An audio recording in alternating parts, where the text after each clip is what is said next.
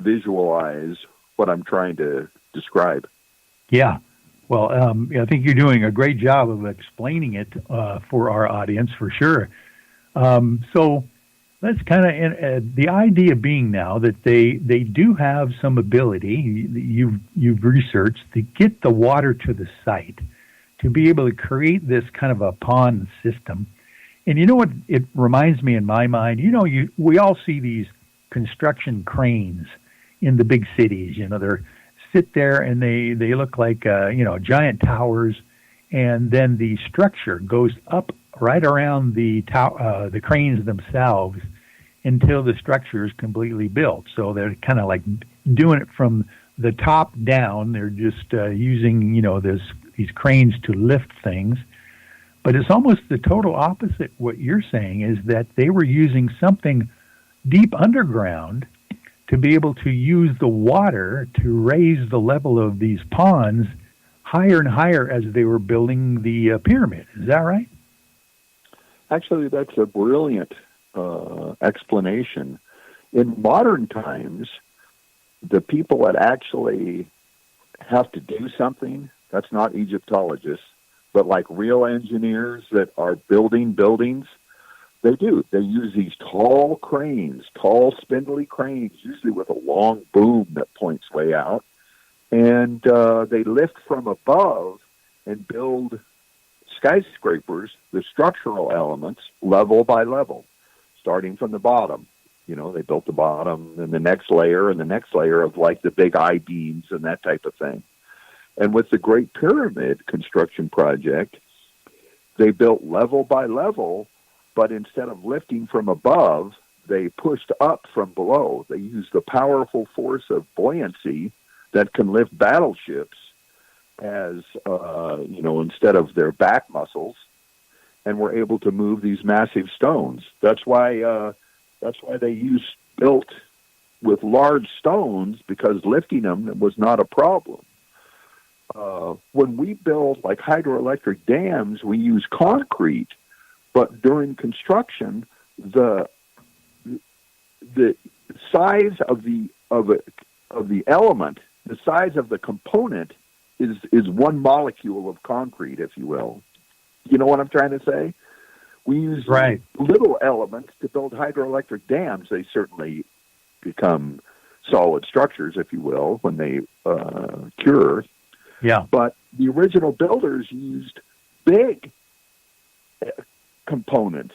You know, it's just beyond the scope of human back muscles. The size of the components, not just the construction project itself. So it is interesting. So the point is, they did have a method to move stones, certainly down the Nile River and across the Nile River using barges. But I think that they used water locks, kept the stones on barges, and moved them right up to the building site. So it is fascinating. You don't have to rely on a big ramp. You don't have to say, "Oh, they had a magic wand." You don't have to say, "Well, ancient people were stupid, so we have to rely on aliens from outer space." No, they were brilliant people in ancient times, very brilliant people, and understood things probably about physics that we don't understand, and developed technology that we don't give them credit for, like a strong bonding agent, as well as understanding the very simple device of water locks. So that's what I think is this water lock process was used to build the Great Pyramid. And there's a lot of evidence for water on the Giza Plateau. Herodotus described the Great Pyramid as being like an island surrounded by water, which was very tantalizing. Yeah. Sediment was found inside the Great Pyramid passages. Sir Flanders Petrie, the early Egyptologist, called it Nile Earth, if you will, but it's sediment. And stones being cemented together watertight. So it's fascinating to consider the brilliance of the ancient mind of our ancestors.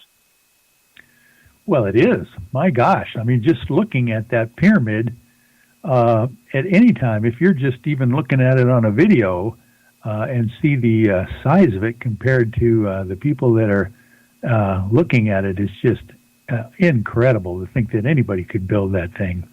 Um, Now, it is kind of interesting now. You've basically got us to figure out how to get those stones out to the plateau through this waterlock system and things. It might be real interesting to get into the fact or the process of how would they get then these large stones from the barges or whatever they were using on this waterlock system. How would they get them off the barges and then into place that they needed to put them? Well, moving them by hand, especially in a production line manner, quickly, in other words, is impossible. You can't do it with manual labor. And if you could, Egyptologists would have demonstrated it, but it's not really possible. Yeah. But I think that they used specialized barges and some specialized stone handling techniques to move and set in place these stones to their final resting place. Imagine they had ships that go through water locks are usually quite narrow and long, especially like in Europe. Yeah. The water locks through there. Well, we think that the stones were on a narrow but long, fairly long, kind of long, boat that is normal for water locks. Well, we think that the stones hung off the side of the boat a little bit, and the boat went between the barge, between two stone supports that were in the pond, if you will. Okay. Then they just added some water. They allowed water to enter the barge, which lowered the barge in the water a little bit. Right. Enough to support the stone on the barge on the supports. Okay. Got it. So yeah. They lowered the barge enough so the stone was off of the barges, and then they moved it. They were still, the barge wasn't sunk. Yeah. They moved the barge to the side of the pond, and then siphoned the water out of the barge.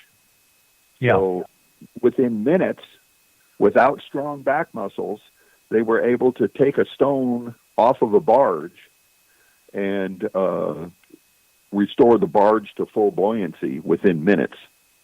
So, but that's then how how they did did that. how did they get that stone then? Off of the supports on either side of the canal, for instance, to its resting place. Wherever it's going to go. Okay, we on our video series we depict that different stones are moved differently. The smaller stones, the rough cut interior stones, are moved one way. They're only like 2.5 tons. And the casing stones were about 16 tons to 10 tons, and the largest stones were 70 tons. So different sizes of stones, I think, were moved in an appropriate manner for each size. So let's say a casing stone is supported by 2 supports. It's not on the barge anymore. Well, they bring in a specialized barge that fits onto the back of the casing stone that is cut perfectly, if you will. All 6 sides of these casing stones are cut with extreme precision. Yeah. And the stone, the barge, we think, acted very similar to a forklift. The stone was lashed on using ropes to the barge in a systematic manner. And then the barge was long enough, and we think the barge had 2 compartments. And the back compartment, if you will, was filled enough with water to provide a counterweight to the casing stone.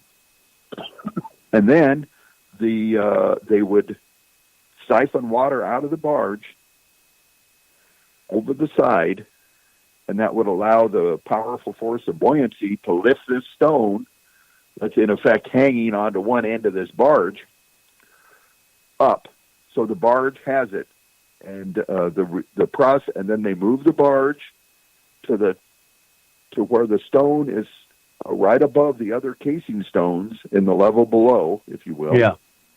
And add water to the barge, which lowers the barge and stone gently to its final location. So that's how a casing stone was set in place on top of another casing stone for the wall. That's It's fascinating. an interesting process. The smaller stones, I say smaller, 2.5 tons, the weight of a car, or a pickup maybe, they were lifted by, we think, the pair of barges. Right at the Giza Plateau, they have big barges. Isn't that odd? Yeah. And Egyptologists say, oh, well, that must have been to move the pharaoh's body. But we think it was used like a floating crane, if you will. And the 2.5 ton stone was attached to a rope at one end of the barge. And there were people on the barge, if you will, and they would walk to the back of the barge, which would adjust the weight in the barge, if you will, and lift the stone up off of the boat that was holding the stone. So in a matter of minutes, they could lift a smaller 2.5 ton stone off of the barge it was carried on by this floating crane, which is like 150 feet long. You know, they were big cranes, if you will. And then that floating crane sat in this pond that was not much more than waist deep. They moved the crane over to where the barge, or where the stone was supposed to be placed inside the pond. The interior stones would go right into the pond that's only waist deep.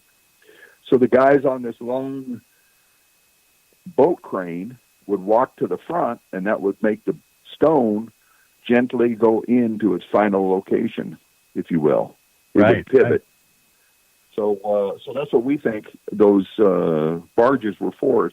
It's interesting that they were made to be disassembled, and in fact, they were placed in a hole, if you will, a tomb. I hate to use that term, but these two matching sun barges, one was excavated a few years ago. One was just recently excavated, within the last year or two.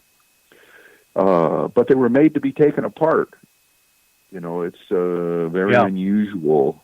And we think that when they were finished using it, they took it apart and then brought it down the water locks and stored them in that crypt, if you will. So it's kind of interesting.